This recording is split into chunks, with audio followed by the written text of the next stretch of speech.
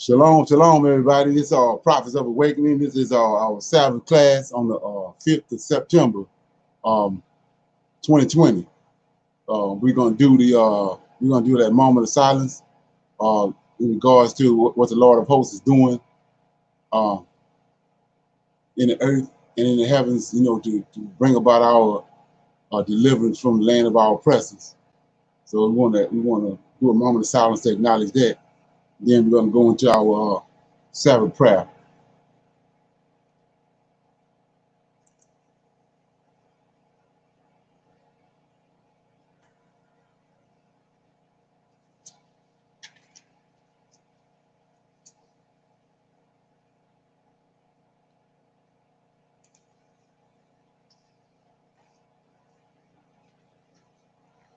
O Lord, we pray unto you, O Lord, on this Sabbath day, we make our confession, O Lord, the great and dreadful God, keeping covenant and mercy to them that love thee and them that keep thy commandments.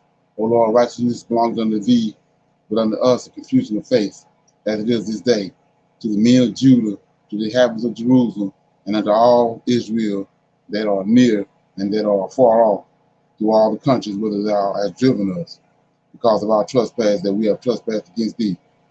As it is written in the laws of Moses, all this evil has come upon us in the land of our captivity, here in the Americas, in the Caribbean, Great Britain, and Africa. O Lord, according to all thy righteousness, I beseech thee, let thine anger and thy fury be turned away from the city of Jerusalem and thy people and thy holy mountain. O Lord, hear the prayer and cause your face to shine upon thy sanctuary and thy people for your sake. O Lord, open thine eyes and incline thine ears to hear and behold our condition. O Lord, hear. O Lord, forgive. O Lord, hearken and do. Fear not for thine own sake. O my Lord, for thy people and your land need you desperately at this hour. Peace be unto you. Okay. We got any current events? Anybody got anything? Yeah, I want to let you know that about that NFCA, NFAC is supposed to be in Kentucky today, so it's probably going to show up in the news or either show up on YouTube later on in the day. See what the outcome of that going to be.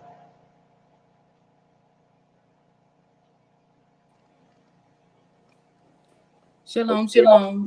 No current events. Thank you. Okay. Okay. Yeah. So I want to take a little pause for a minute because I want to go in on something because what I'm dealing with right now is in regards to this Yacub and all that.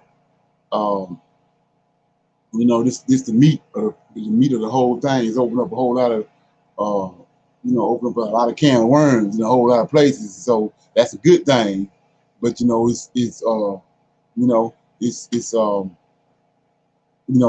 like you said, like I was saying before, when you understand what has happened to us as a people, it's not a light thing, and so many things that we as a people that are perceived in our heads as right and truthful and good, it ain't good, And so in this time that we in right now, it's all coming down to what the Most High doing, and then when he mentioned his elect ones, that's what he means. His elect ones, they bring back when you understand who Melchizedek was and who Adam was, and the knowledge that he possessed, and the descendants, the knowledge they possess. We are far away from that, and their characteristics and the understanding that they had. We've been turned into sheep, cattle, So, but that's changing because the information is coming back. So, with that being said, I wanted to. We've been dealing with this story that the Muslim brought up about Yacub. And Yacub's supposed to be, from their perspective, is not the same Jacob that we know. It's not. But he's this guy that was born of a woman, just like Jesus was, and highly intelligent. He was telling us that at 4 years old, he was a child prodigy. At 6 years old, he had read all the books in Egypt and all that. And 18 years old, he was in laboratories and dealing with DNA and all this stuff. So, so when you start looking at that, and then he mentioned yesterday in part 2 about how he had blue eyes, and so this guy is breaking down. I'm gonna deal with that in a minute, but he's breaking down DNA strands in the scientific way to break down the DNA, like and the characteristics in the. He was talking about the alleles, which is the different characteristics of humans, and these alleles determine how a person is gonna look. And so you got the dominant alleles, and you got the recessive alleles, and all that. We understand all that. And the Most High, like I said before, we know that Cain the melanin was taken out of Cain, and you start dealing with all the different characteristics and aspects of the human body. Well, the Most High created all that, and like I said, he knows how all that operates. So he went in when Cain killed his brother Abel, and he took the melanin out. And when he took the melanin out, he left Cain white. But Cain originally was like the Bible says, he's a tiller of the ground. He's a dark-skinned man. But when he killed his brother, Most High took the melanin out of him. So what I want to do is, there's so many things that we've been dealing with, in the scriptures, in the book of Joshua, Enoch, different books that seem to not make no sense because, when you read them. But thank God for this conversation right here. So we're going to be able to see how the information being taken here. Like I said, it took a lot of knowledge. It's like 10 books missing out. 10 books missing out of not books, but 10 chapters at least missing out of the book of Daniel. And you say, well, what you talking about? So, once you get into this, and then you start seeing all these gaps in, and then you understand that somebody been taking certain information out of certain places to lead you off down another road. So I'm gonna show you right here how that in the book of Enoch, it's reportedly these Muslims say that Yacub was a white man. He had blonde hair, he had blue eyes, and so he wanted to go off to another place. He was already prophesied about his counselors, supposedly divine beings, 12 of them, 12 divine beings. They men of color. Anybody that did any kind of basic research or any kind of basic dealing with the scriptures know that these divine beings, these angels. So he said there's 12 divine beings, the council that came together, and they had prophesied earlier that Yacub was coming. They had already prophesied. So when he came, Yacub appeared before this council. So like I say, remember what you learned in dealing with the Tanakh and dealing with the prophets awakening. So he goes before this council, right? And so we'll stop right there, because he says that when he was born, he had piercing blue eyes, and he was mulatto or white. So let's look at that. We go to the book of Enoch. Like I said, this story seems to be out of the blue when you understand what's going on. So we're gonna go to let me find it. You have to bear with me. I got books all over the place. So I'm in the book of Enoch. I'm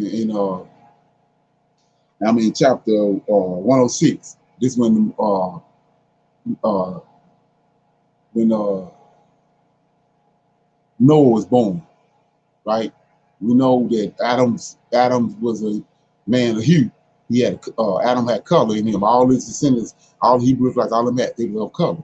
And Most High is over them. He deals with birth, and he deals with the melanin and all that. So Most High is not going to bring forth a man like Noah and make him white, because that's a curse. So let's read this right here, chapter 106. And after some days, my son Methuselah took a wife for his son Lamech, and she became pregnant by him and bore a son, and his body was white. See this? So like I'm saying before, they took all this information and placed different things over here. Like I said, they took our forefathers, denigrated them, and then took some of their forefathers and stuck them over here in their story in our stories. So it says, and after some days, my son Methuselah took a wife of his son Lamech, and she became pregnant by him and bore a son. And his body was white as snow and red as the blooming of a rose, and the hair of his head and his locks were white like wool, and his eyes beautiful. Remember that. His eyes beautiful, right?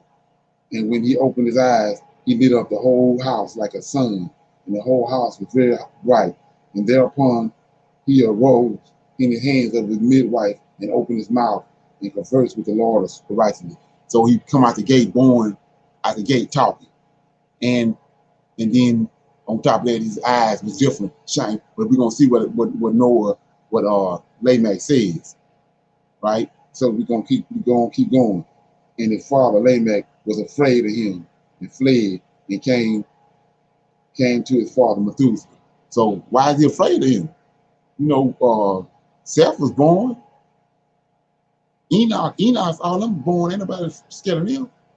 So whoever this is had to be born different than everybody else. So now let's go to the big head scientist. Let's go to Yacub. Said he had a big old head, and then he had blonde eyes, and he was white like snow. And that's what they described Yacub as. So let's keep going. And he said unto him, I have begotten a strange son. See this? And diverse from an unlike man, and resembles the sons of God of heaven. See that? Remember the divine council? We know that those are angels, and he resembles the sons of God of heaven, and his nature is different, and he is not like us, and his eyes are as the rays of the sun. See that? And his countenance glorious, and it seems to me that he is not sprung from me, but from the angels. We already know what happened with Cain.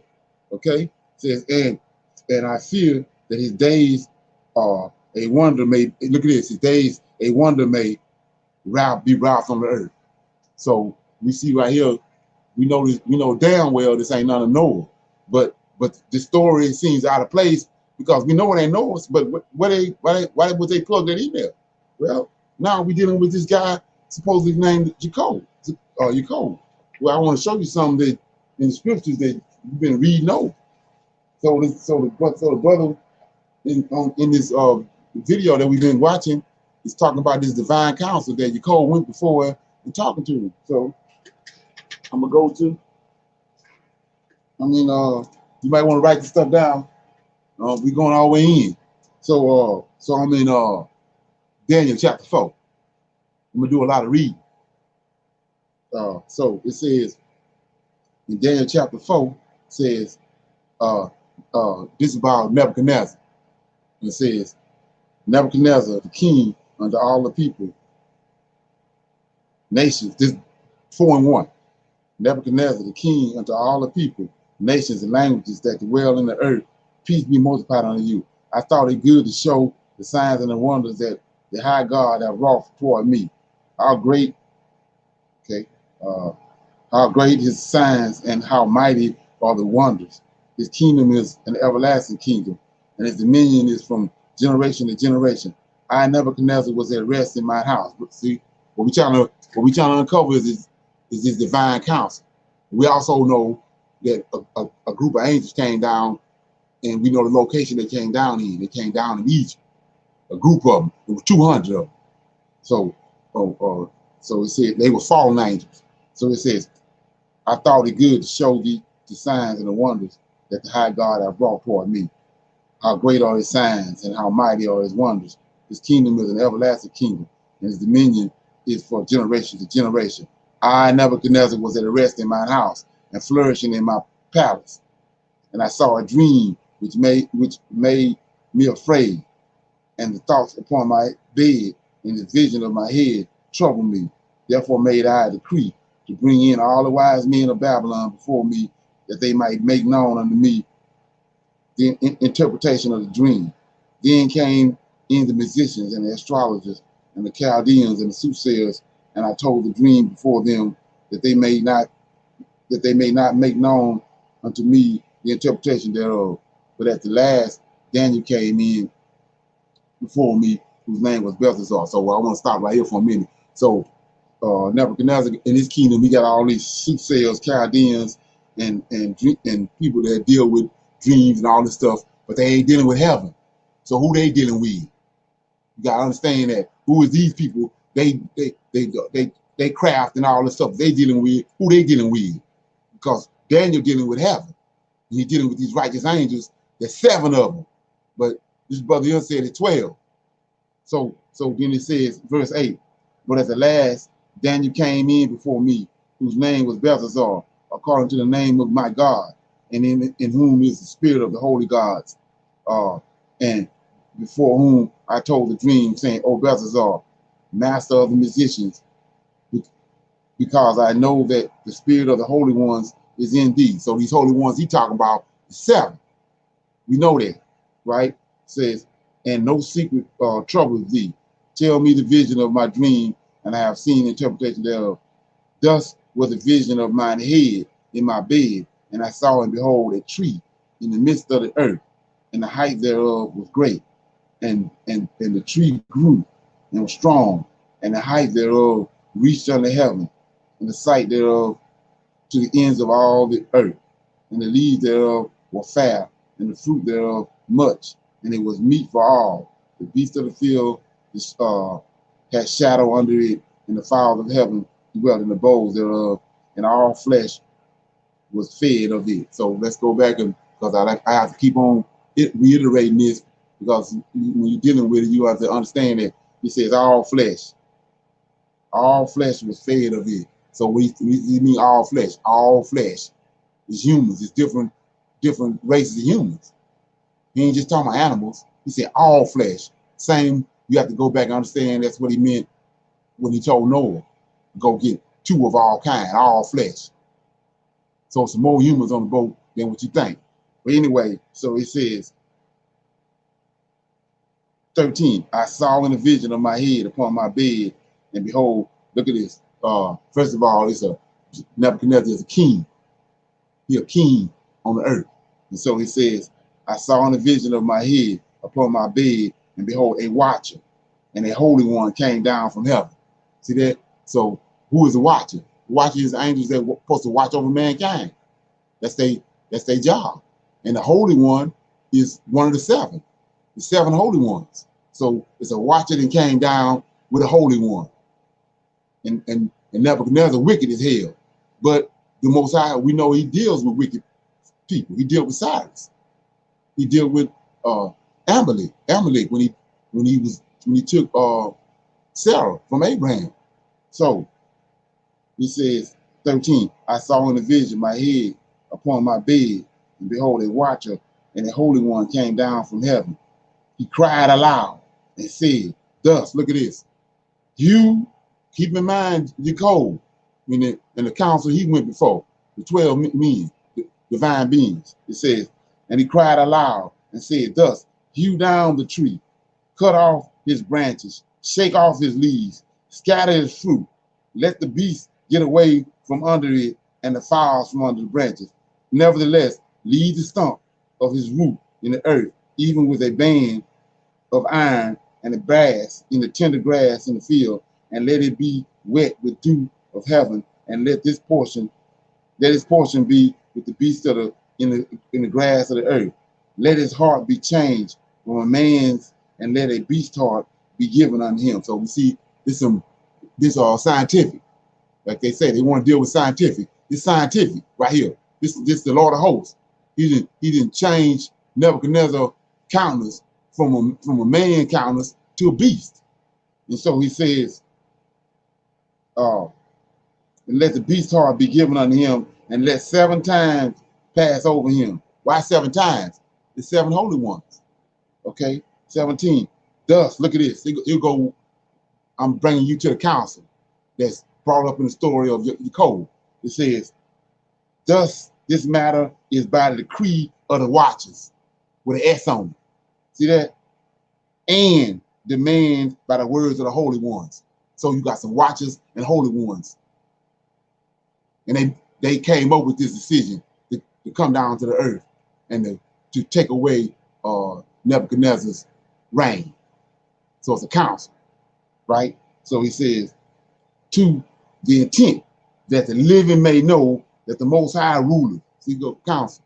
You can't be ruling without a council. So he says that ruleth in the kingdom of men and giveth it to whomsoever he will, and sitteth up over it and abaseth men. So we see right here, this is one council. Now I want to show you another council. And we know in Genesis chapter 6, right here, you know, a lot of people don't want to deal with it, but Genesis chapter 6 is when these 200 angels came down on Mount Hermon, and then from Mount Hermon they made a pact, and they came down and started sleeping with women, and that's how we got giants. But nobody deals with the fact where they came down at. They came down in Egypt, because we know there's giants all over Egypt. Well, you say, how you know that? I'm in Genesis chapter 10 right quick, before I go to where I was going. Genesis chapter 10, so because I want to make this plain.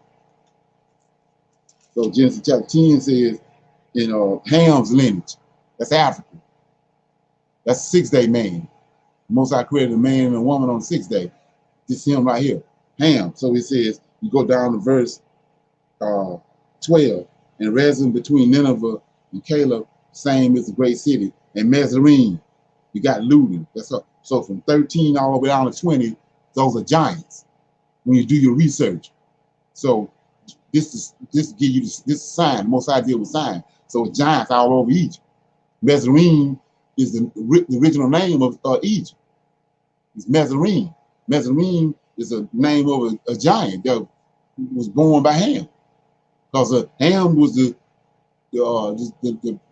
race of people that these angel watchers are supposed to be watching, but they crossed over and they started sleeping with the women. So let's look at that. So these 200 came to Egypt. Well, here they go right here. We go to your divine council right here. See that? All these Tahuti and all these Egyptians talking about the god of this, the god of that, the L's. Can you see that? Let me get it right. Yeah, see? That's a list of them. Tahuti, all of them. Some will keep them on the back. Right? So they came down, and you gotta understand that they burnish black. Because the Most High deal with this reason why they different than us. They got a greater dose of melanin than we got. When you understand what melanin is, here go another example of them right here. So these beings that came down, fallen angels that came down in Egypt. These are them right here. These ones, when you start dealing with all these idol worshiping, how they come up with these different 16 crucified saviors and all that, they deal with these beings that came down, they fallen beings. So they know how everything was set up in heaven. So here go another council. So let's look at it. We're going to go all the way in. So we're going to go to the story of Daniel right quick.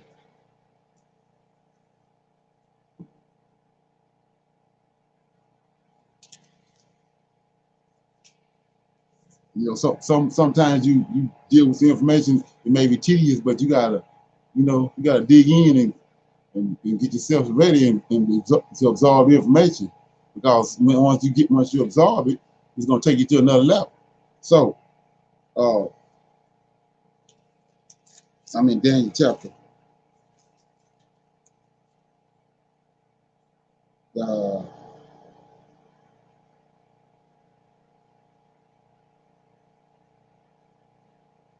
find it.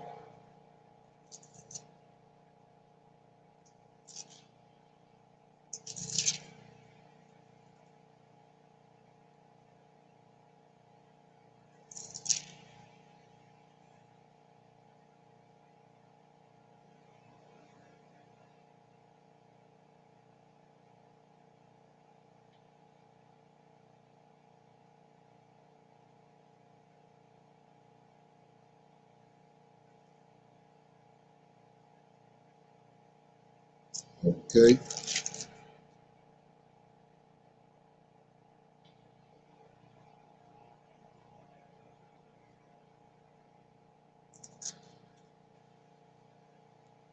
Yeah. So I'm in Daniel chapter 9, and Daniel had a vision. And Daniel had realized that, according to Jeremiah, it was 7 years were determined upon the Israelites in Babylon, for they had sinned and turned and started worshiping other gods in the land of Israel. And he had cast them out. He went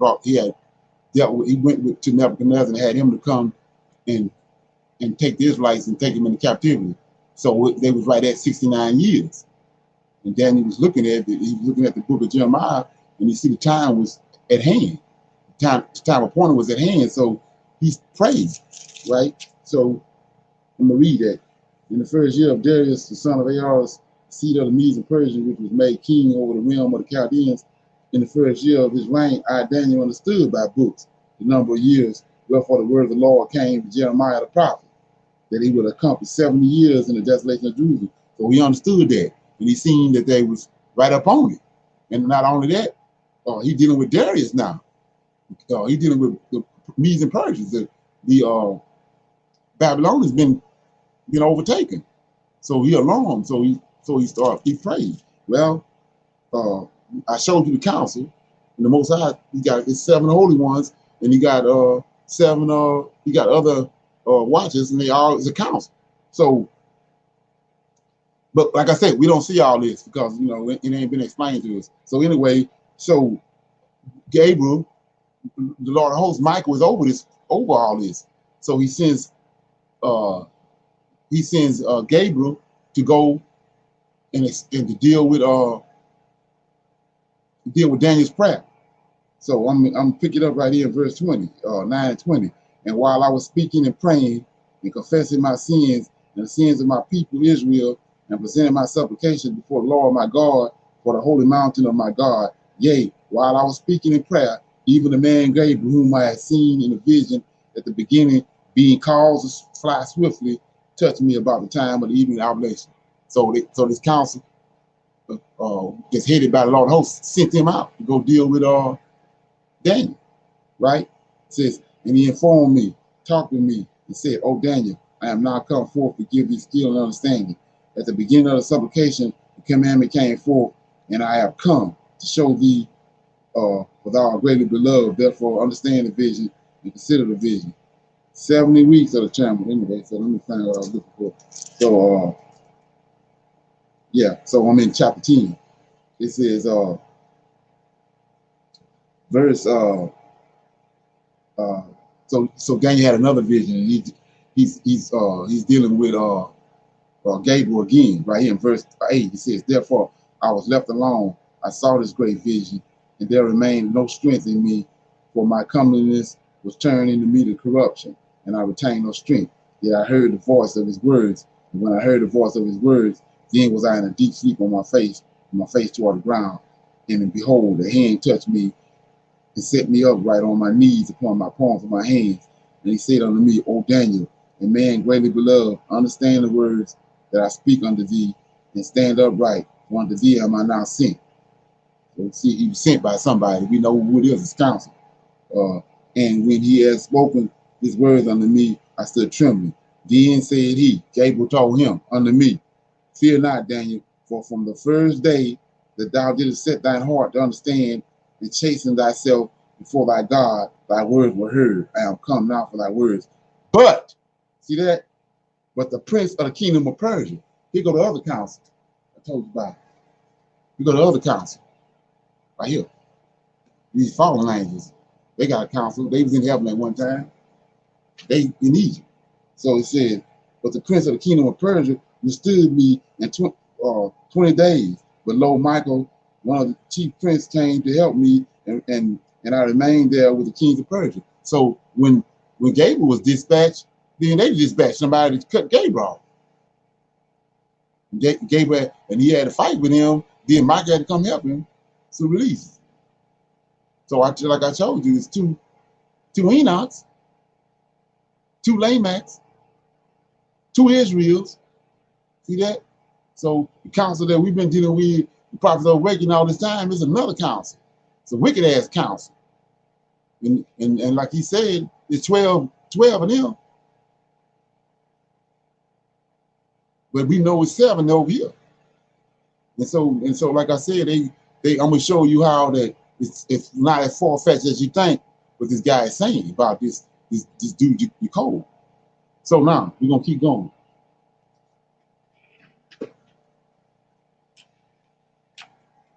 Okay.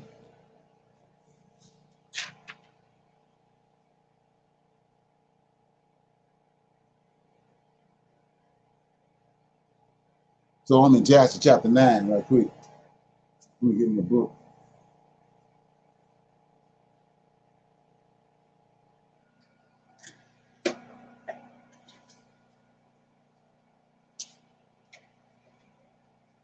Yeah, like I said, I got books all over the place. In a minute.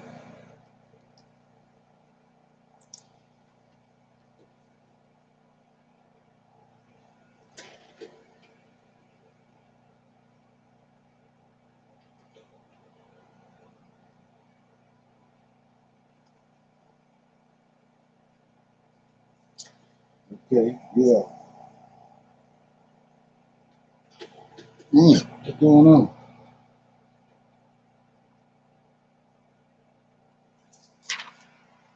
Okay.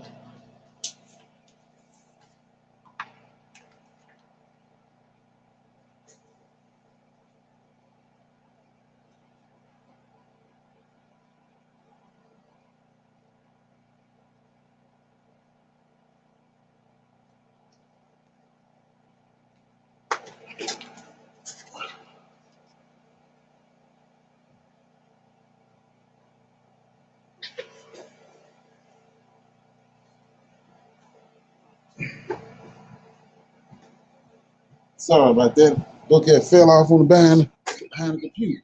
I was looking for it. Okay. Sorry about that. I'm in chapter 9. Chapter 9, I'm starting at verse 20. I'm reading 20 through 29. It's during the time of Nimrod. And it says, and Nimrod existed on the continent of Africa too. So it says, King Nimrod reigned securely, and all the earth was under his control, and all the earth was one tongue and one word and words of union. And all the princes of Nimrod and his great men took counsel together, put Mizraim to that Cush, Canaan, with their families, and they said to each other, "Come, let us build ourselves a city, and in it a strong tower, and its top reaching into heaven, and we will make ourselves fame, so that we may reign upon the whole earth, in order that the evil of our enemies may cease from us, and we may reign mightily over them, and we may not become scattered over the whole earth on account of their wars."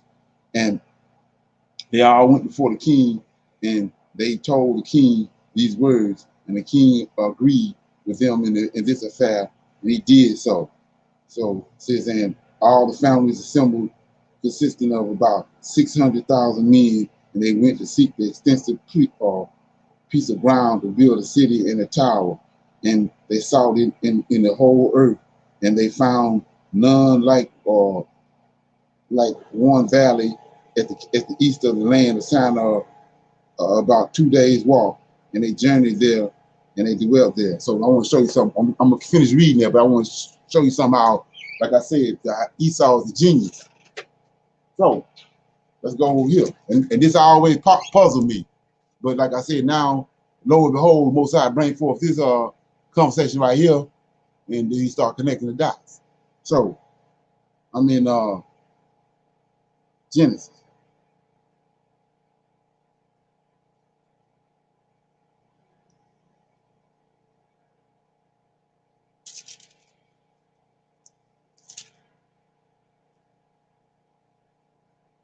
Let me get it right.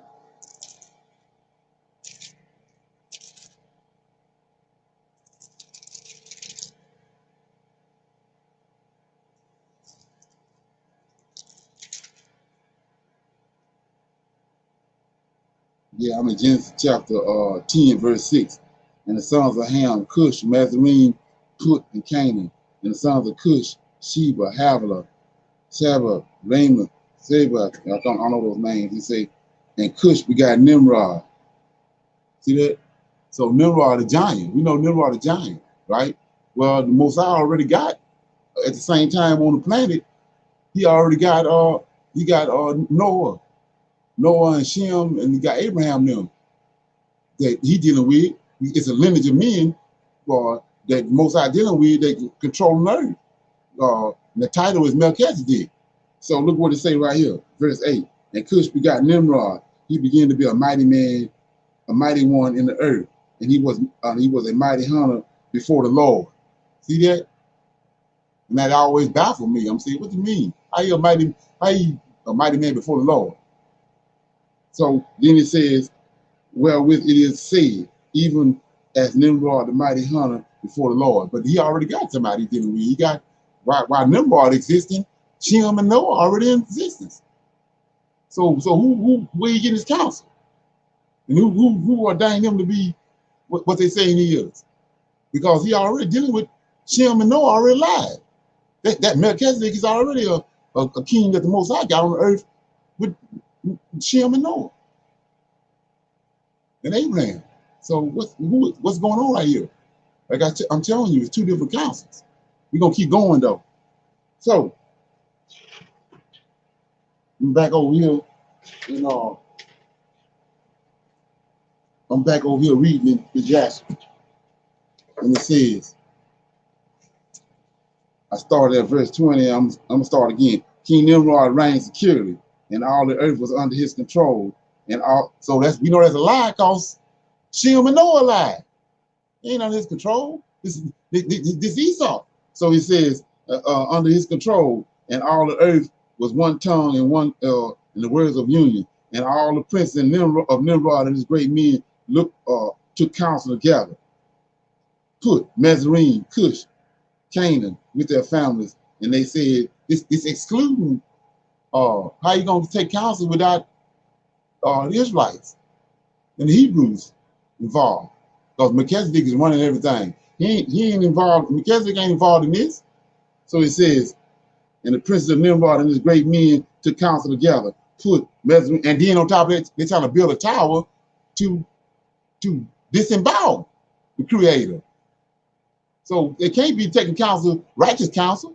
So it says, Cush, Canaan with their families, and they said to each other, come, let us build ourselves a city, and in it a strong tower, and the top reaches the heaven. See, they're trying to get to heaven with bad intentions. So the counsel ain't coming from heaven. So it says, and we will make ourselves fame, so that we may reign upon the whole earth, in order that evil of our enemies may cease from us, and that we may reign mightily over them, and that we may not become scattered over the whole earth on account of their ways. See, so he's talking about the Hebrews. That's their enemies. So they want to get rid of them because they don't want them to rebel from the counsel that these Hebrews that they getting from heaven. So Esau the sleeve is in there, and we weren't understanding it. So he says, 23, and all the families assembled, consisting of about 6,000 men, and they went to seek the extensive piece of ground to build the city and a tower, and they sought it in the whole earth, and found none like one valley at the east of the land of Shinar, about 2 days' walk. And they journeyed there, and they dwelt there, and they began to make brick and burn fires to build the city and the tower that they had imagined to complete. And the building of the tower was unto them a transgression and a sin. See that? So it can't be Melchizedek, and the Hebrews can't be part of this because it's a sin and a transgression. So where they getting who they counseling with? Where they getting their counseling from? I'm showing you two different counsels. So he says, and they began to build it. And while they were building against the Lord, see that? While they was building against the Lord, God of heaven, they imagined in their hearts to war against him and to sin in the heaven. So this a wicked ass counsel that I just showed you that wind him up to do this. And this is who he was, the mighty hunter, Nimrod was going before. The Lord he was going before. It ain't Yahweh. It ain't Lord of hosts. It says, and all these people and all the families divided themselves into three parts. Tie your shoes up because we're gonna go on somewhere. The first said we will ascend into heaven and fight against them, and the second said we will. So they divided in three parts. And the first family, race of people, divided themselves into three parts, and the first said we will ascend into heaven and fight against him, and the second said we will ascend into heaven and place our gods there and serve them, and the third part said we will ascend into heaven, smite him with the bows and spears, and God knew, and the Lord knew all their works and all their evil, and he saw the city and the tower which they were building. So let's look at that. So he says it's three of them, right? It's three different families right here, right? Well, let's look behind me. I showed you 4 men. Well, I showed you the Hebrew right there. So it's 3 more left.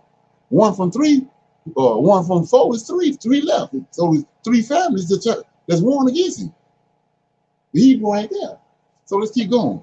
So he says, and when they were building, they built themselves a great city and a very, very high, strong tower on account of its height. The mortar and the bricks, did they not reach the builders in their ascent to it until those who went up had completed a full year. And after that, they reached the builders and gave them the mortar and the brick.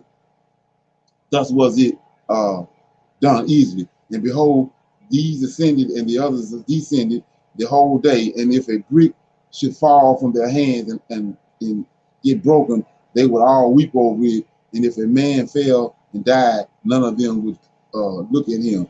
And the Lord knew their thoughts. See this? Now watch this. The Lord knew their thoughts. And it came to pass when they were building, they cast the arrows toward the heavens, and all the arrows fell down upon them filled with blood. And when they saw that they said to each other, surely we have slain all those who are in heaven. See that? So this counsel that they got definitely ain't coming from Most High. So Nimrod ain't no mighty hunter before the Lord of hosts. So it says, and the Lord knew, 30, and this was from the Lord in order to cause them to err, and in order to destroy them from off the face of the ground. And they built a tower and a city, and they did this thing daily until many days and years were elapsed. And God said, now here we go. Now here go the counsel I'm showing you that's in heaven. So it says, and God said to 70 angels who stood foremost before him, to those who were near to him, saying, come, let us descend. See that? And confuse their tongues. Now go back to Yacub. Right? Now, that one man shall not understand the language of another, and they did so unto them. And from that day following, they forgot each man his neighbor's tongue, and they could not understand the speech in one tongue. And when the builders took from the hands of his neighbor lime and stone, which he did not order, the builders could not cast it away and throw it upon his neighbor, that he would die. And they did so many days, and they killed many of them in this manner. And the Lord smote, look at this. Remember, 4 of them. The Hebrew is not involved in that. Ain't no Israelite yet. So he says, and they did so many days, and they killed many of them in this manner. And the Lord smote the 3 divisions, these 3 families that try to build a tower. He says, and the Lord smote the 3 divisions that were there, and he punished them according to their works and their design. Those who he said, we will ascend to heaven and serve other gods. So these 3 right here said they're going to ascend to heaven and serve other gods. Look at this. Because like now, brother will tell you, I'm gonna play that in a minute. He started telling you that the white man, the ape descended from the white man, not humans descended from apes, but the apes descended from the white man, a certain man. So look right here. It says, "We will ascend to heaven and serve our gods because he made them become like apes and elephants, and those who the Most High did this. He turned them to apes and elephants." He says, and we didn't understand this at first. So he says, "We will ascend to heaven and serve other gods, became like apes and elephants, and those who said we will smite the heavens with arrows, the Lord killed them, one man through the hand of his neighbor." And the third division of those who said we will ascend to heaven and fight, the Lord scattered them throughout the whole earth. And those who were left among them, when they knew and understood the evil which had coming upon them, they forsook their building, and they also became scattered upon the whole face of the earth. And they ceased building the tower. Therefore he called that place Babel. And from there the Lord confounded the language of the whole earth. Behold, it was at the east of the land of Shinar. And as for the tower which the sons of men built, the earth opened up its mouth and swallowed up the third part thereof, and the fire also ascended down from heaven and burned another third, and the other third is left to this day, and it is of that part which was aloft, and its second circumference. So let me see that circumference is 3 days walk, and many of the sons of men died in that tower, a people without number. Okay, so this is where I want to go to right now. Let me see where I'm at. Yeah, so it says the people number. So I showed you right here that the council that the Most High dealing with, that came down from what Nimrod had got the council from elsewhere to build the Tower of Babel. Then the Most High came down and dealt with him. So you see how it's these kings, which are giants, they're dealing with a different group of angels than what the Hebrews dealing with in our records. So I want to read something right here that everybody looked over too. I'm in Jasher. I'm starting at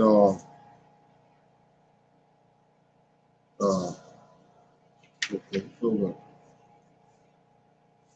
Make sure I got the right book.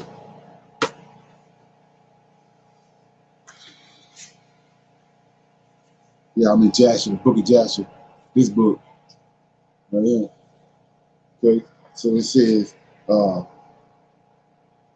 while it was in the beginning, I mean, like I said, you've been reading over this. It's when the Most High chose to enlighten the person. He enlightened. Because I done read this over and over again, but I'm gonna read it. While it was the beginning, darkness spread over the spread over the face of nature. So we had Genesis 1:1 in the King James. Darkness overspread the face of nature, and the ether moved upon the surface of chaos. And it came to pass that a great light shined forth from the firmament and enlightened the abyss. So we didn't see it like this before.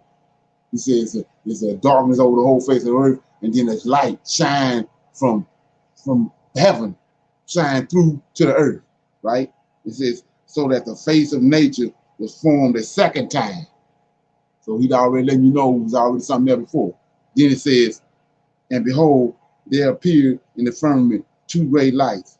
The one ruled the light, and the other the darkness.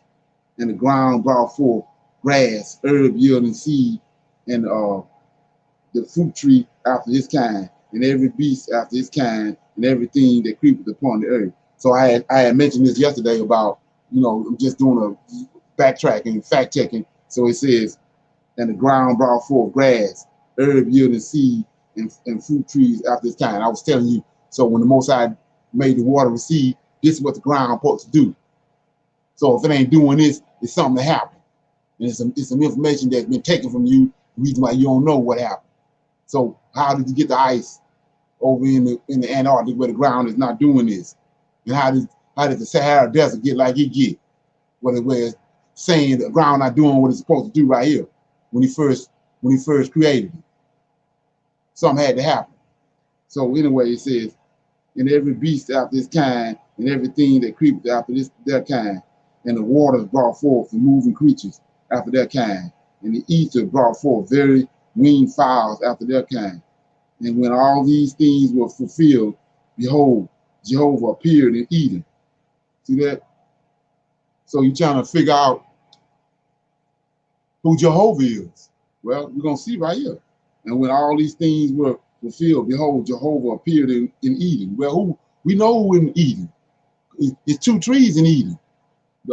Is the tree of knowledge of good and evil, that's Satan, and the other tree of life is Michael. So now we see who Jehovah is. Jehovah appeared in Eden and created man. We know who this is. Michael is he who creates.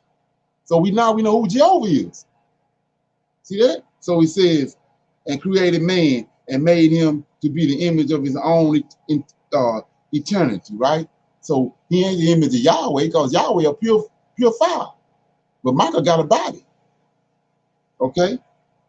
And to him was given power and lordship over all living creatures, and over every herb, and over every tree of the field. So let's look at that, because I don't know about nobody else, but I hadn't seen it like this. It says, and to him was given power and lordship over all living creatures. Look at this, over all living creatures, and over the earth. Come on. So this Negro got control over the earth. Huh? And every tree. You ain't outside walking around looking and saying, understanding that you got lordship over the trees. You ain't even looking at that. You ain't looking at you got lordship over the grass and a cabbage and a tomato. You ain't even looking at that. So look at this. It says, and it came to pass in the process of time that the man begot Cain. See, this Esau at work now. The man begot Cain, and he was also begot his brother Abel. And Cain was the first man to till the ground. See that? Look at that. Cain was so they making everything plain.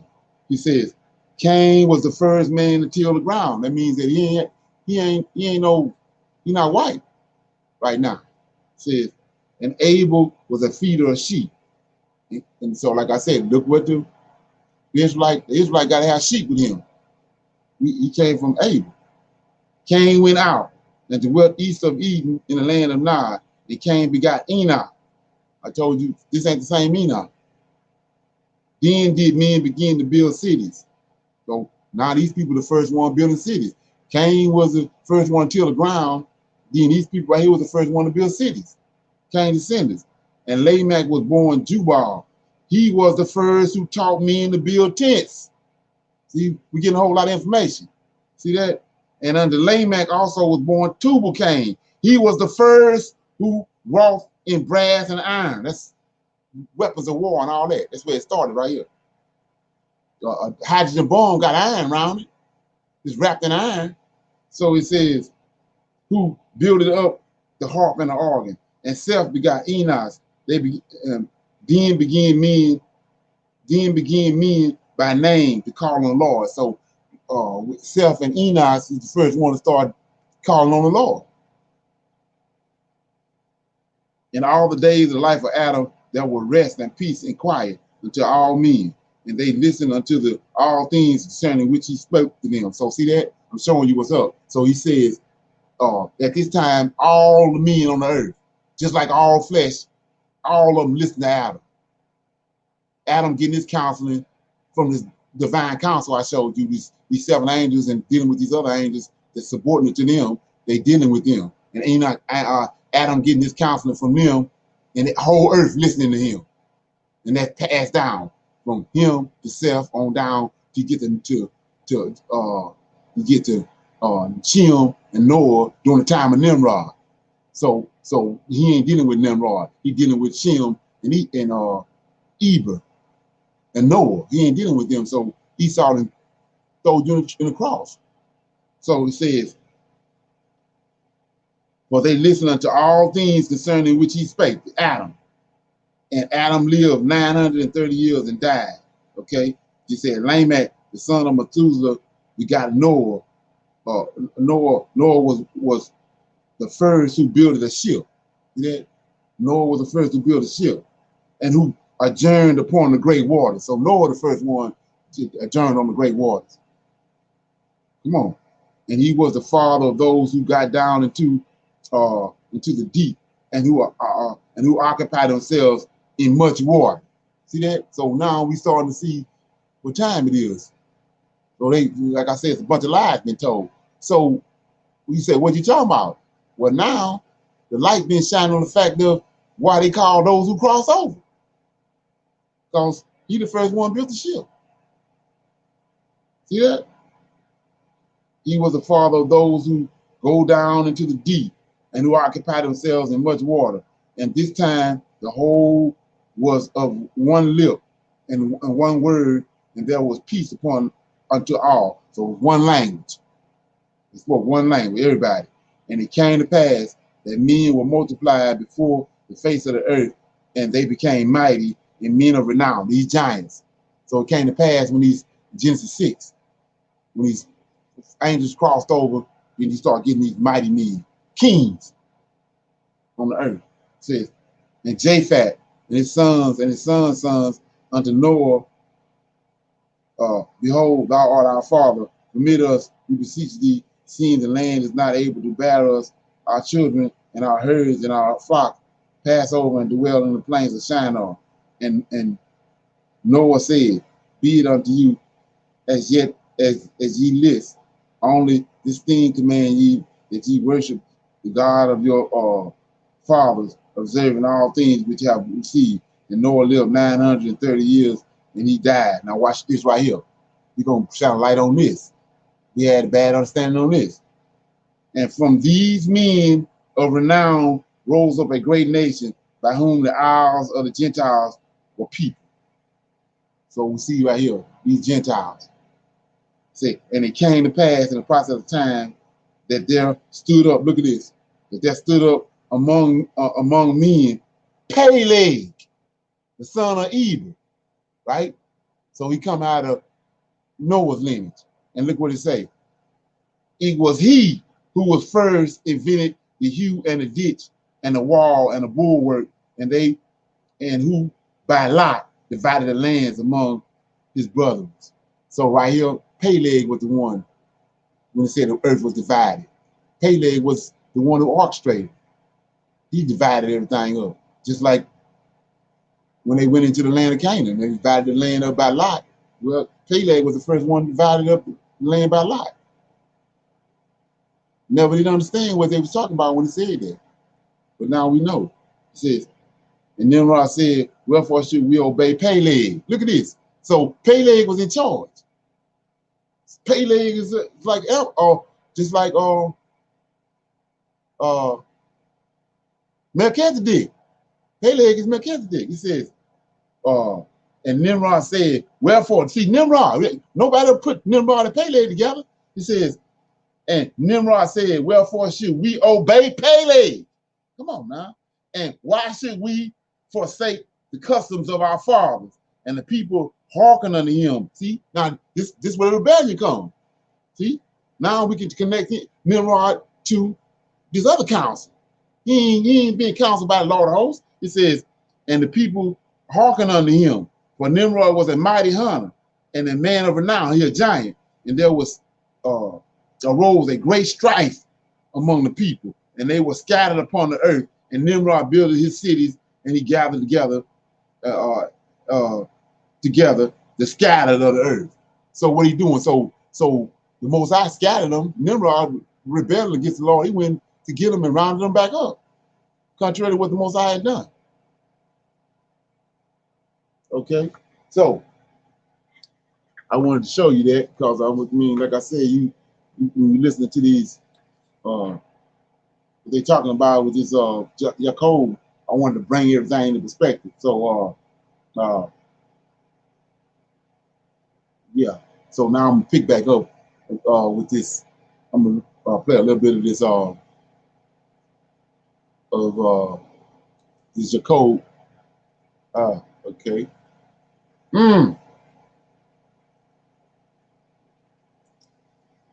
My bad. Let me play a little bit of this.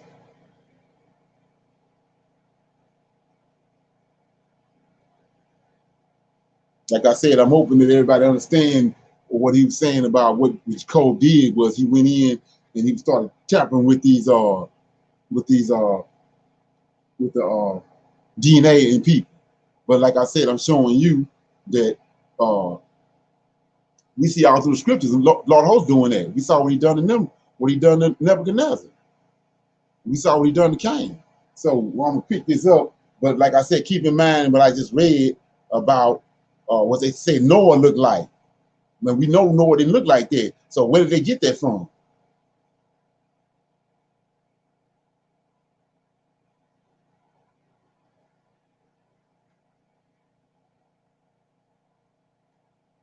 Two brown persons, they still carry the dominant and recessive gene.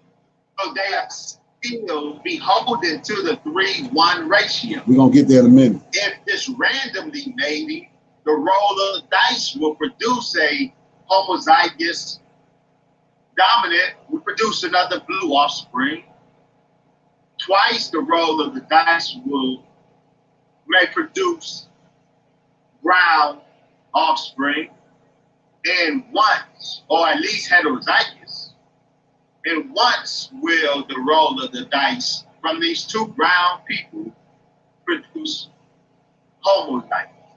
So Yacub's law enforced that only a black person and a brown person can mate, or two brown people can mate, and these are the ones who were the original nucleus of the breeding program of Mr. Yacub on the island of Patmos or Peter. Does that make sense? Yeah. Does anyone have any questions on that? Right. So like I said before, John was on the island of Patmos, right? And island of Patmos as well, the Isles, or the Gentiles, right?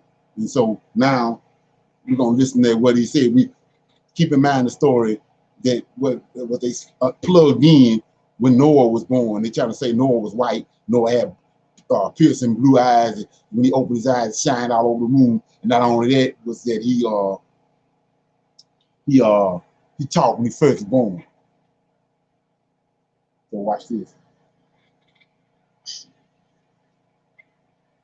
This is how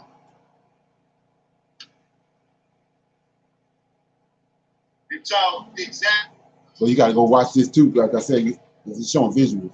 The characteristic blue eyes that Yacub produced in the white man. That was the last stage.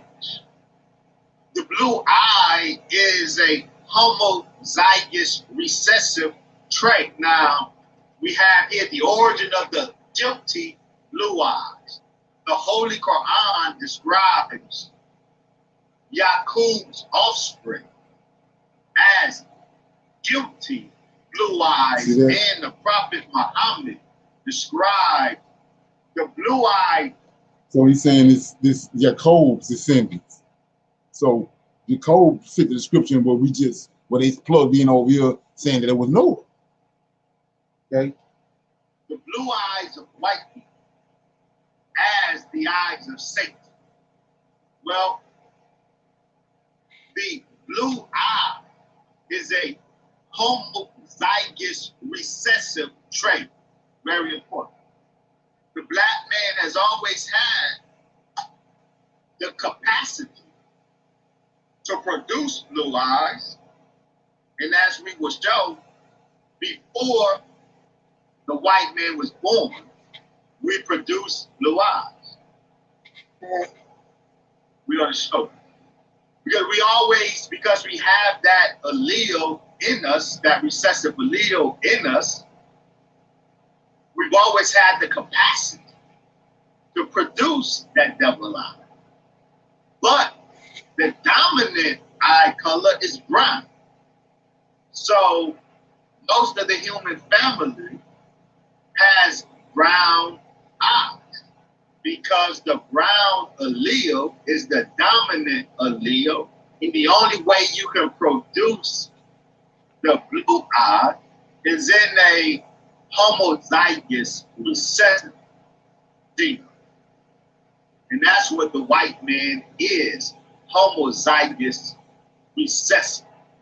This particular, and as you see here, and we'll get to it, how one ancestor helped turn our brown eyes blue.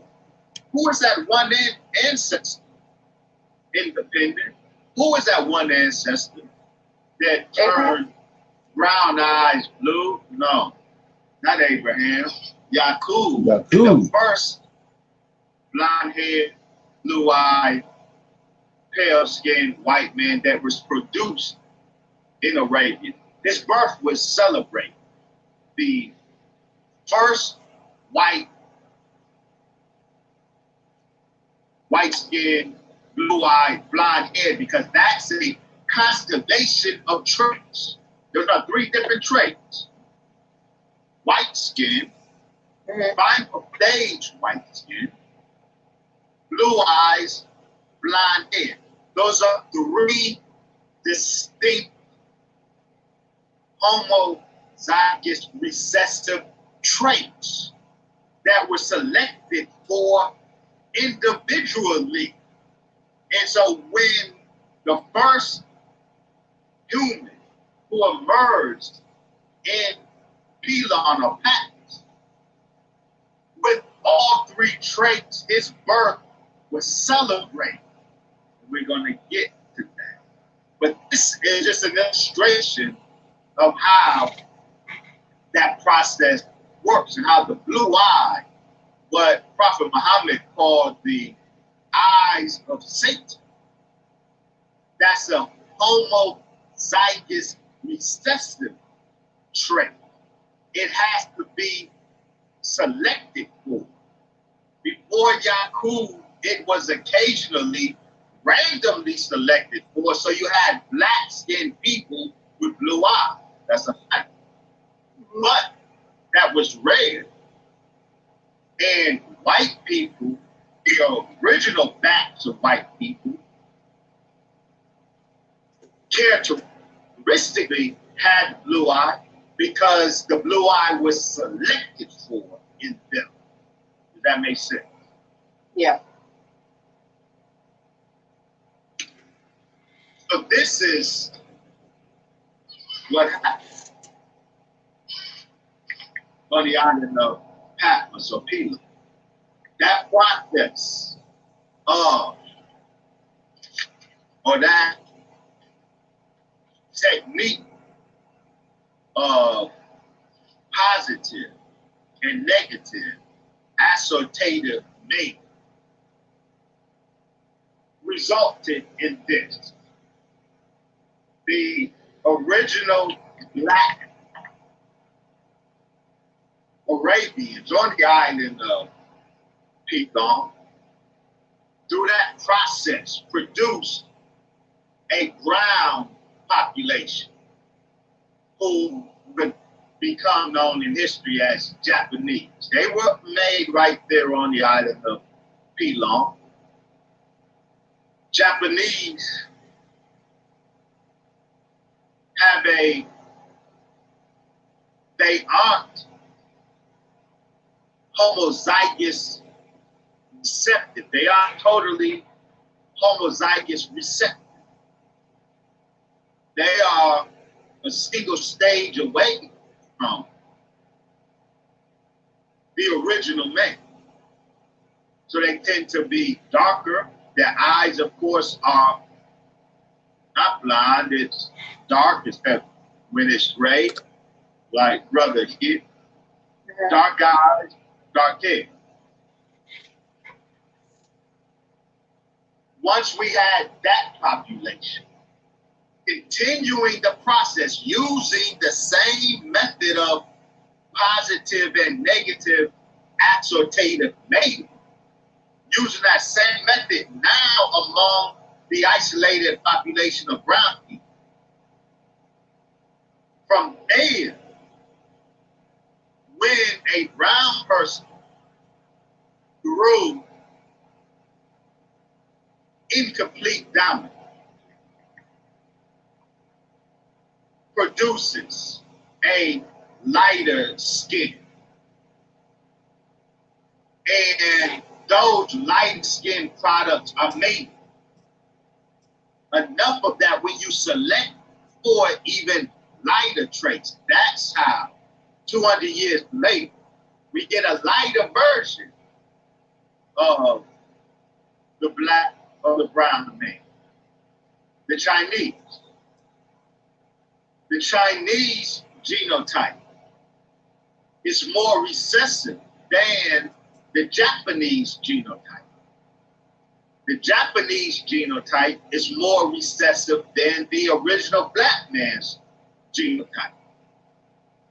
These two phenotypes, the brown Japanese, and then from him, the yellow Chinese. Now the Chinese, note that while the Japanese has a more brown complexion, the Chinese has a more, what they call sallow complexion. It's more yellow. It's not white. It's sallow. It's more yellow than the brown complexion of the Japanese.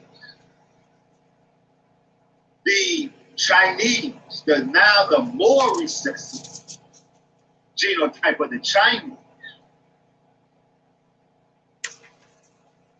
still didn't reach the apex of recessive.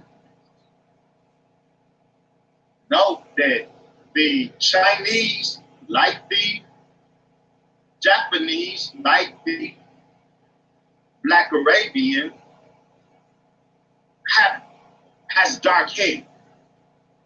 Now, the eyes of the Chinese can be lighter than the eyes of the Japanese, but they're not brown.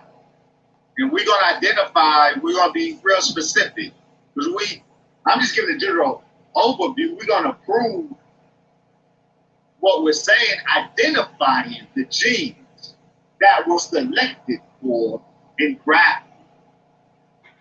The Chinese genotype, more recessive, but Yacub's laborers are still using the method of negative and positive associated mating.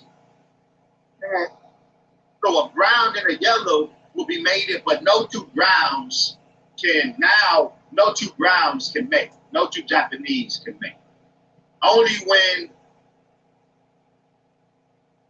a lighter, more recessive offspring happens to be born from two brown parents, that more lighter skin will be mated onto another lighter skin, or a brown and a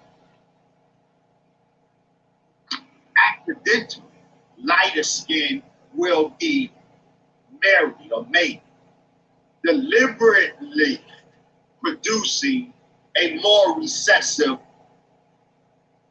population, offspring population, the sallow or yellow human, the Chinese. Does that make sense? A little bit. I mean, yeah, I just have questions with the 200-year gap. So what happened to those other variations of humans? And then when we look at the Japanese and the Chinese, their eyes are more squinted shape. So I'm trying to understand what happened in those gaps to where for at least 400 years, the squinted eyes, it seems to keep coming out. And then by the time we're in phase 3 completely, it's just gone and you've got a white man with whiter eyes. The next slide, I'm actually going to address that. Okay. The next slide, I'm going to address that. Did you have another question? No. So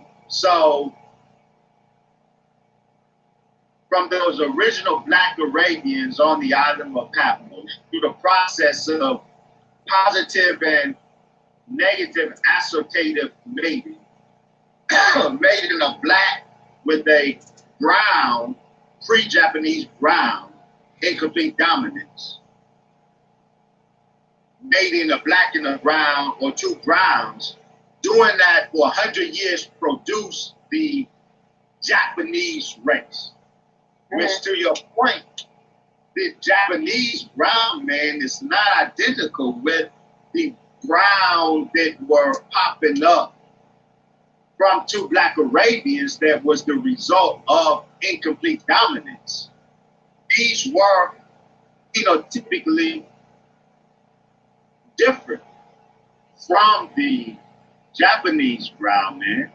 These were natural Arabians, black Arabians, but they were brown complected because their alleles, the dominant allele, only partially inhibited, only partially expressed itself, or only partially inhibited the expression of the recessive allele. So you got this quasi blend or blend to various degrees of brownness, but these were brown skinned black Arabians that were mated. But that process over 200 years of selective mating now selected for a combination of genes that produce the characteristic brown Japanese.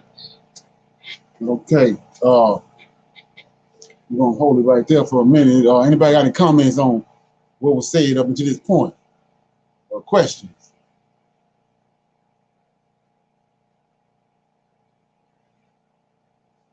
Okay.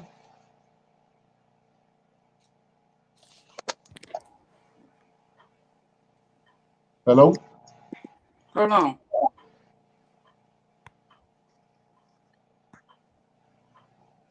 Shalom, shalom.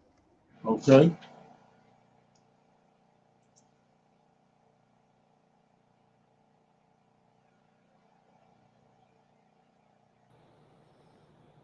Shalom, I don't have anything. Okay. Anybody got any comments?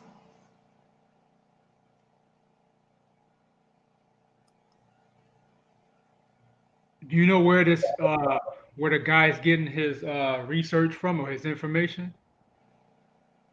Oh, it's out of Quran.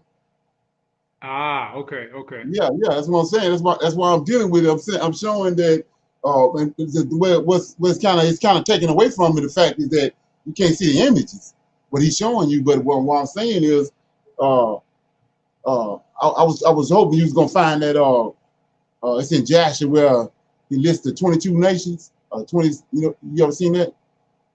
Was it with Joseph?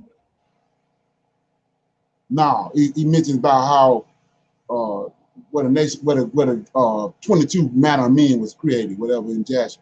But anyway, so when you start looking at this and just really diving into it, this story is not just some far-fetched story out the blue. Because, like I said before, when you look at the story of Yacub, that's the person, and the story they stuck in there to saying that was Noah when he was born. It never made no sense to me at first, but when it said Noah was born with white skin, albino with piercing blue eyes and all that, so it goes back to this dude, and then like I said, you go to the Isle of Patmos and all that, and then even with, I'm gonna read this right here. So you have to factor all this stuff in, and then like I said, you have to keep on asking yourself, what happened with the Sahara Desert? What happened with the Sahara Desert that caused all this? Hold on 1 minute.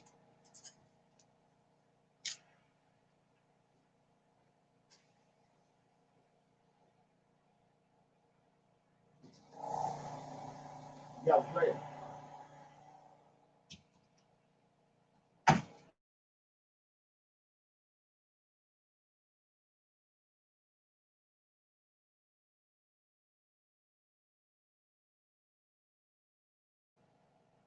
You got to ask yourself what happened with it in the Sahara Desert. The reason why the Most High didn't create it like that. So it's something major that was going on, and even with the Antarctic. It's something that was going on this planet that they're not telling us about that caused that. That caused the Sahara Desert to be the way it is, and the Antarctic to be the way it is. It's something horrendous was going on. But anyway, so right here, you have to factor this in. I'm in chapter 36 of Jasher, and it says, and there was a day that he brought them to one of the deserts on the seashore opposite the wilderness of the people. And while he was feeding them, behold, a very heavy storm came from the other side of the sea and rested upon the asses that were feeding there, and they all stood still. And afterwards, about 120 great and terrible animals, look at this, came out from the wilderness at the other side of the sea. And they all came to the place where the asses were, and they placed themselves there. And 32. And those animals from their middle downward, see that, were in the shape of a children of men, and from their middle upward, some had the likeness of bears, some had the likeness of kephos, with tails behind them from between their shoulders, reaching down to the earth, like the tails of a giraffe or cheetah. And these animals came and mounted and rode upon these asses and led them away, and they went away unto this day. And one of these animals approached Anna and smote him with his tail, and then fled from him. So these animals came out of the desert. So it was something was going on. Like I say, it's more than one council. You got these fallen angels that was on this earth. They couldn't ascend back to heaven. They seen the council that the Most High set up. They saw heaven was set up, where they didn't set their own council up, because the Most High left a remnant of them. And so they tampered with the Most High creation. They tampered with Adam, the man that the Most High created. They tampered with him. They're doing all kind of stuff. And so when you understand that, it's tied to all this crazy stuff on the planet. Why? How did the Sahara Desert end up like that? We know what he done to Sodom and Gomorrah. And then, like I said, what happened in the Atlantic, in the Antarctic. The reason why the earth that the Most High created is not yielding what it's supposed, it's not doing what it's normally supposed to do. So something had to happen on that, in that geographical location, for it not to be yielding what it's supposed to do. You know what I'm saying? Comments?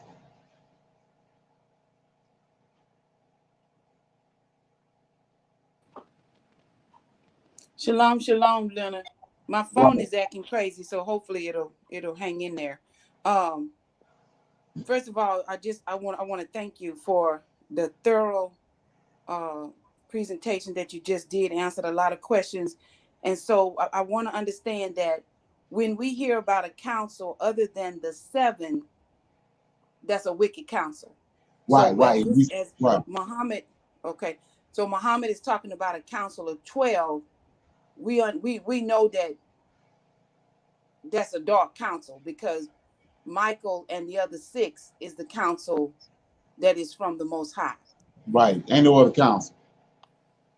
Okay, when you mentioned, when you read after Noah died, and then Peleg came on the scene.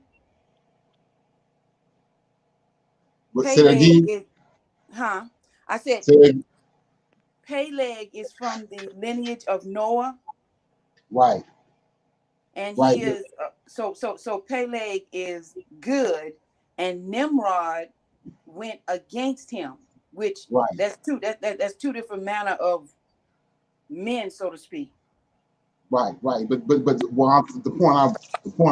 reason I dealt with that was the fact that when you go over here to Genesis chapter 10, you see that it tells us, but I never fully understood it until, Most High shine light on it last night. It says that Eber had 2 sons, chapter 10, verse 24. Mm-hmm. says, Aflac begot Shelah, Shelah begot Eber, and on Eber were born 2 sons.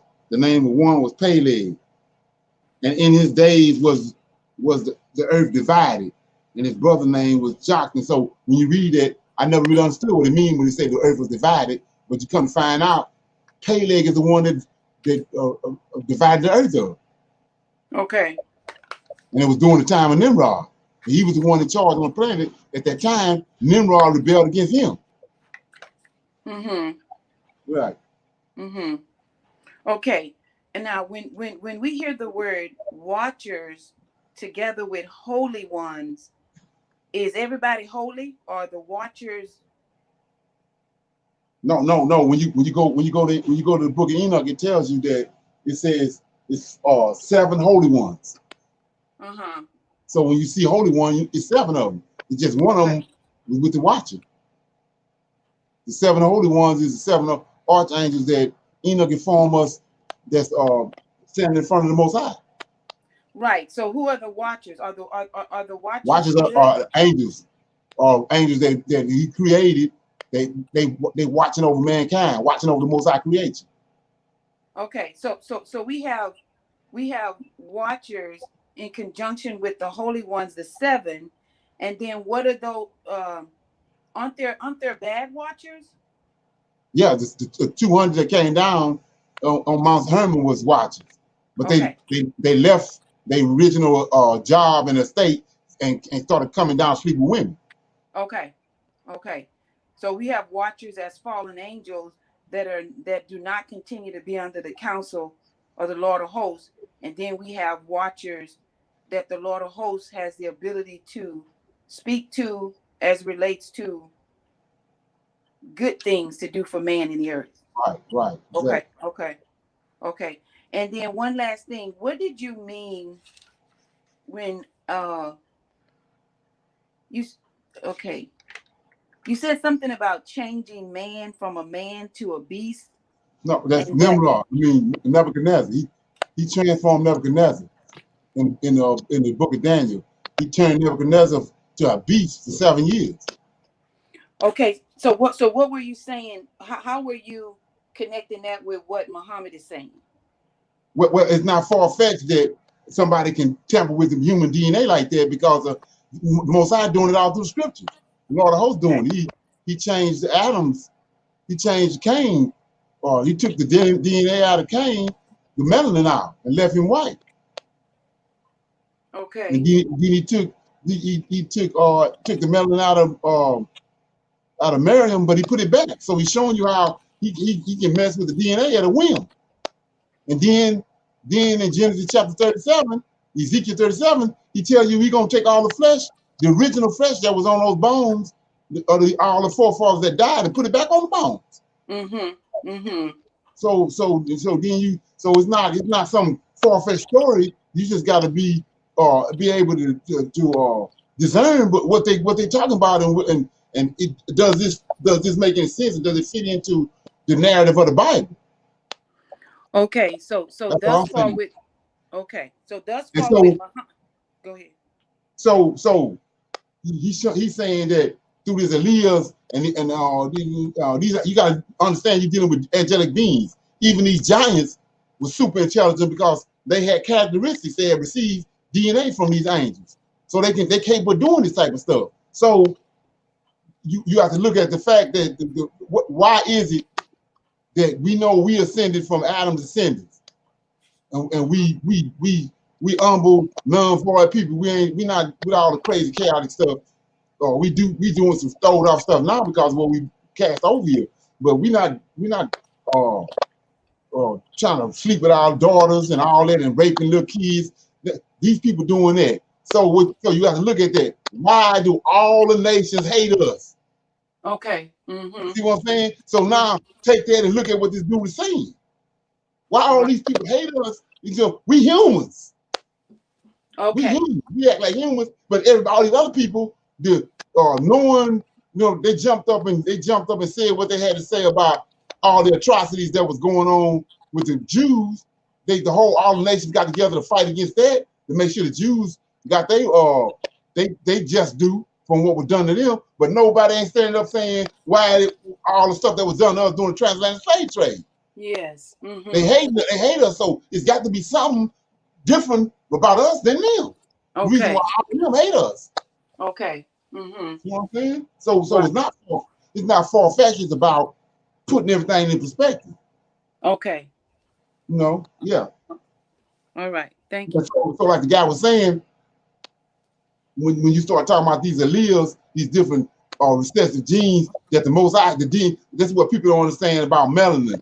You know, which I need to have a class on that. But that melanin that he put in us, it wars off a whole bunch of stuff. Uh-huh. And if it ain't there, then you gonna know it. So you say, what are you talking about? When two people come together, melanated people, the man and the woman that the Most High created, and the semen go to the fallopian tube of the woman, and a fetus start developing, that melanin encompasses that fetus. Yeah. And Oh wow. what that melanin do? Cause it to have 5 toes, huh? Yeah. Eyes, Yeah. brown eyes, and like he was saying, you got it's defects in there, but the melanin is not gonna bring that defect part out. It's gonna push it off to the side. So That's right. so you have you have proper key. Well, that's why Cain was saying he couldn't bear it, because now what's gonna happen is you're gonna start having all these whacked out humans that you know, big heads, big eyes, and all kind of little turtle arms, because the melanin not there. Yeah. Yes. Yes. So that's what we know the Greeks was happening with the Greeks, and even to today. Like I said, all you have to do is get you some popcorn and Kool-Aid and sit on the side of the highway and look at every other car coming by is gonna be a throwed out white kid in the back seat, looking out the window with his face up against the window. We didn't start having those until we intermingle with them, which he told us don't do. Yeah. And he telling us don't do that because of that. He said don't intermingle with them. You're gonna start having these type of this gonna start happening to you, because they are defective people. Right. And so you say what you talking about? Well, he told the Israelites, the king and the high priest and all them, when they come in the Holy of Holies, they can't have no defects on them. That's right. Okay, so how can you tell a people don't your high priest better not come up in here and got a defect on him if you ever gave them ability to have perfect kids? Say that again, Leonard. You have to be to gave them the ability to have perfect kids to demand them not to have no kids coming in that defective. Oh, that's right. So what did he do? We got melanin, and the melanin is a system in itself that helps us develop fit and proper kids. Okay. A race of people. That's what he's talking about. So the brother keep talking about scientific. The Lord host is scientific. Yes. Yes. Yes. Everything he's doing is scientific. Yes. And you know, one of the thoughts that entered my mind as he's teaching Leonard is that all of the scientific stuff is fantastic and it's good to understand, but at the end of the day, when you get to the bottom line, you don't need to understand all that. I mean, it's good to understand how different eye shades and different traits come out, but at the end of the day, the Lord of hosts, the Most High, has the last say on the genes, the DNA, and all of that. So I feel like sometimes Dr. Muhammad, he uses all of these technical and scientific terms because the average person, come on, let's face it, the average person has not done this type of extensive study. And so even listening to him, I have to focus because it's challenging to continue to listen to all of this scientific stuff when all I want to know is, what the heck are you saying? And is it against the Lord of hosts or is it against the nation of Israel? That's all, So that scientific terminology and stuff sometimes is a distraction. I don't know if anybody else feels that way. Right. So I'm just the reason why I'm tackling this is that I'm making it plain. Yeah. Where you don't have to go and it's not about all that. But still you have to deal with it because it's being imposed on you, and you can't just push it to the side and act like you're not talking about it. It's got to be broken down and place where it's supposed to be placed at, and then you move forward. So Right. And I agree with you, Leonard. And that's why I want to say again, I want to thank you for being able to break this down to us to where we can listen to a scientific conversation, but then you come back and help us to understand it, because you have definitely helped me. All right. Thank you. Right. Any more comments or questions?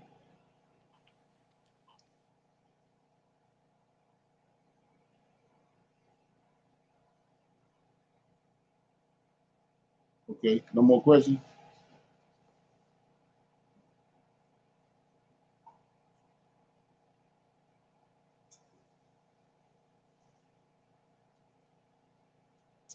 Yeah, so like I was saying before, when you start, okay. Okay. How long has Dr. Muhammad been working on this here? Is this a book that he put out? I mean, I know about the one by Elijah, but so is this something new for Dr. Muhammad? I'm trying to. No, he just published a book. He just published a book that he just and all the information in it, but the information that he's dealing with it because it's what it's what Elijah Muhammad brought out. It's part of Islam. It's part of the Islamic way of life. It's in the Quran.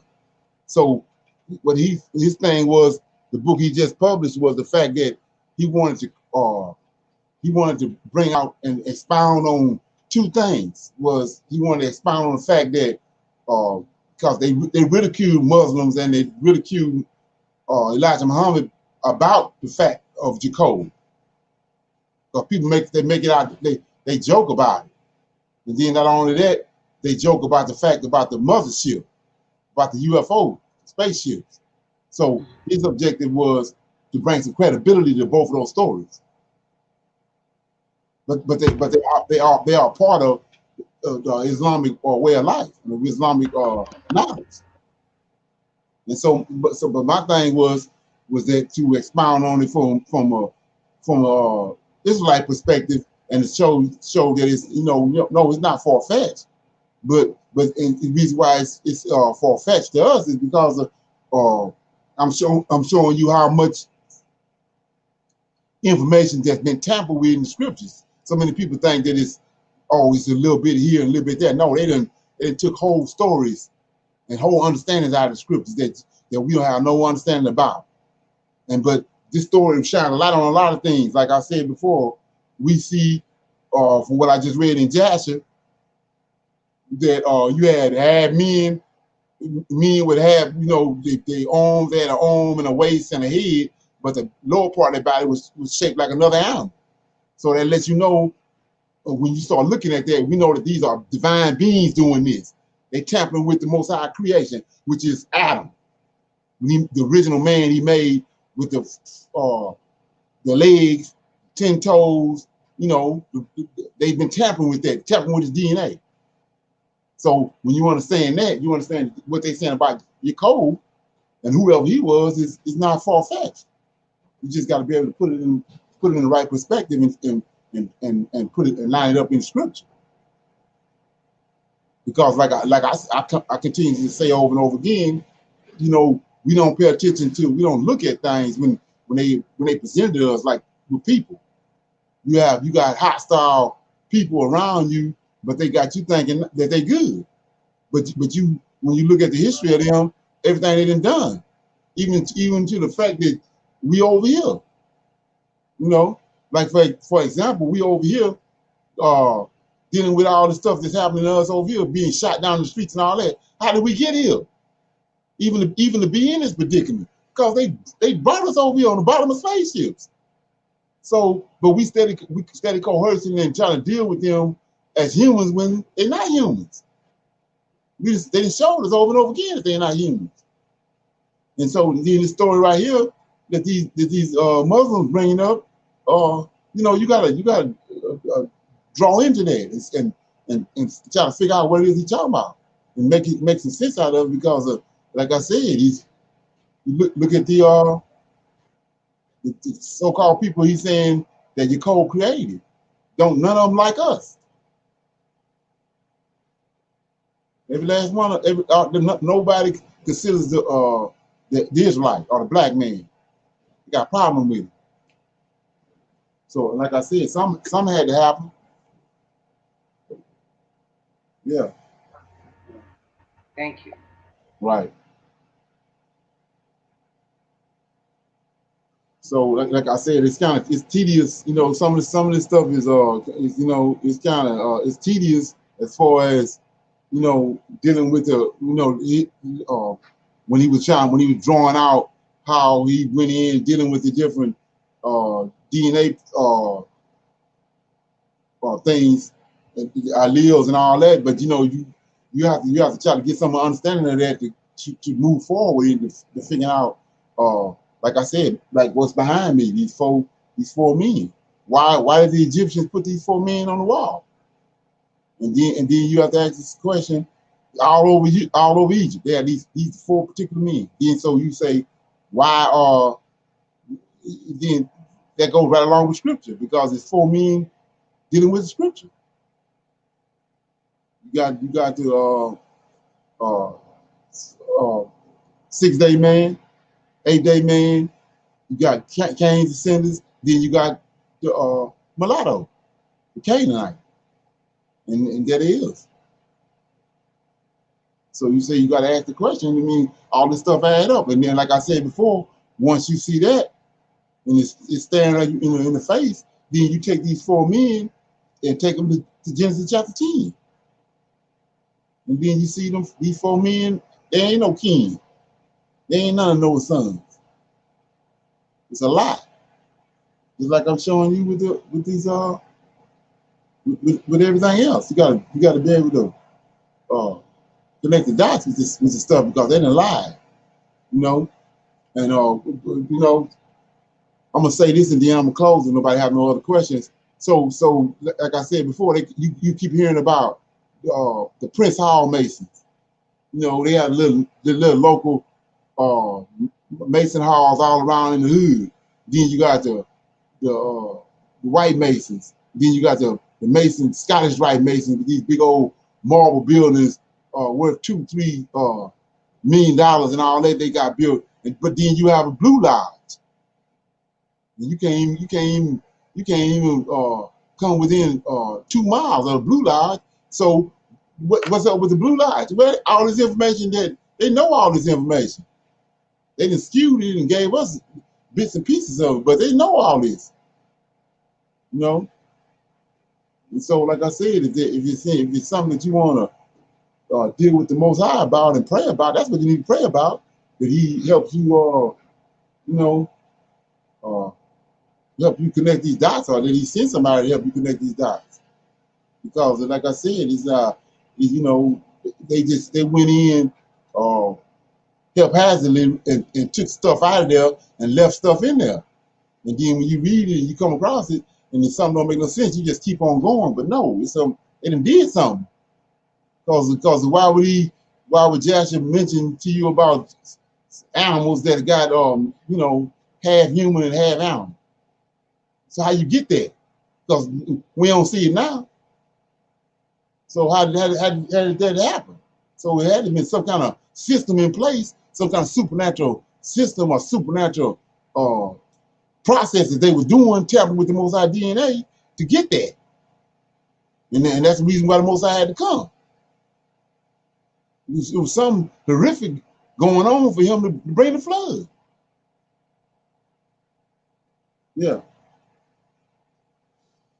So with that being said, anybody got any comments? I'm gonna leave it right there, because you know this is heavy.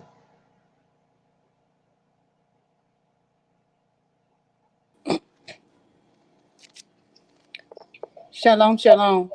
So, Leonard, when we see these pictures of a half man and a half horse, that's not far fetched. Yeah, they were these angelic beings was tampering with the Most High creation. Okay. It's like they always talking about these giants when they say when they came into the land of Canaan, he sent the 12 spies out. 2 of them came back with a good report. Caleb and Joshua. But the other 10 say the land eat up its inhabitants. So what is he talking about? Well, it's a giant. It's a mutation that happened that nobody talk about. They don't want to. They don't deal with it. It was these fallen angels were sleeping with animals. They were sleeping with women, and you got giants from humans. That was human DNA mixed with animal DNA, but they start sleeping with men. They start sleeping with animals too. Yes. So now you got a bear that mixed with an angel. He looks sort of like a human, but he got human characteristics and stuff. But he got animal characteristics too. So what do a bear do? He'll eat your ass. So they eat people. That's why he said the land eat up their inhabitants. They don't talk about those giants. They just talk about the giants like Nimrod and all them. They don't, and all, but they don't talk about these other horrific giants like they got pictures of skeletons of men with 3 rows of teeth. See, they don't talk about all that, and so that's what that is. And so, but what you have to understand is a lot of these beings they looked at grotesque and horrific, and they looked horrible and grotesque like the Beauty and the Beast. Yeah. But he was highly intelligent. Right. And the intelligence that he had was perverted. So he would say, well, I want to fix myself. He figured he got the intellect to fix himself. So he goes and starts with the DNA. Right. See, but they don't want to deal with all that. Right. Is there a connection between how they used to breed the slaves? Like no matter if the man had a wife or not, they bred big guys with big women. Right. That goes back to the perverted part of it. They didn't see us as humans, so they called us cattle. Okay. Yeah. So you take they'll load a bull or a man would come to one man plantation and tell him that he said you got some strong bulls out there, and he said, well, how your bulls are strong? He said, well, I got a bull back there that I got from Wyoming somewhere. Right. And well, put him on your trailer and bring him to my house. I want him to breed my heifers. Right. Well, that's how they saw us. He come on the plantation and see a couple of strong brothers standing over. He said, where you get them from? He said, well, I got a Negro back there in the back. The nigga big as I don't know what. So he said, well, bring him over to my plantation and let him breed with some of my heifers. Yes. That's how they see us. Yeah. Okay. Right. So what kind of human think like that? Somebody that's not all human. So they ain't all human. So like I said, so this stuff is not far-fetched because it somehow has to explain their mentality, the way that they are. Because they're not human. Like the guy was saying, when we make a mistake and not trusting in the Most High, we keep on like Martin Luther King marching on Washington and marching on this and that. These animals. Yeah, you can march all you want. We ain't got no results yet because of what we're dealing with. Right. As soon as we figure out what we're dealing with, we're just breaking down and stuff like this, and you figure out what you're dealing with, then you no longer trying to appeal to him because you already know what he is. Exactly. Right. Now, Leonard, when you say that when the waters recede and the vegetation is supposed to come, and when the land doesn't do that, what are you supposing happened to the land that it doesn't do that? Well, the Most High cursed it. Okay. But it's the knowledge of what was going on that we don't know reason why he cursed it. Okay. See, so like I said, the Sahara Desert, that ain't how he created it. When the water receded, so wasn't the desert wasn't like that. And something happened over there. The reason why the desert is like that. Okay. And so one of the things is, it's just what the Most High deal with me on, but other people might not want to deal with it. But he put those angels. He said that he bound those fallen angels in different parts of the earth. Right. So that could be part of it because you know he deal with signs. So if you place them somewhere in the earth, then it would be a sign that they're there. So he, that sand is there. The ground won't yield what it is because of what's there, what he placed there. Right. Yeah. So Okay. you have to look at that. Yeah. Thank you. All right. Anybody else?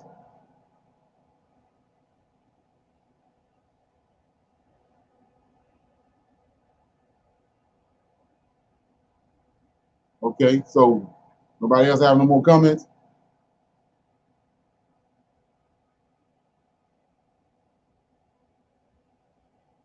Okay. So we're gonna close it out for the day. We're gonna pick back up at 6 o'clock. Shalom, shalom, and another shalom.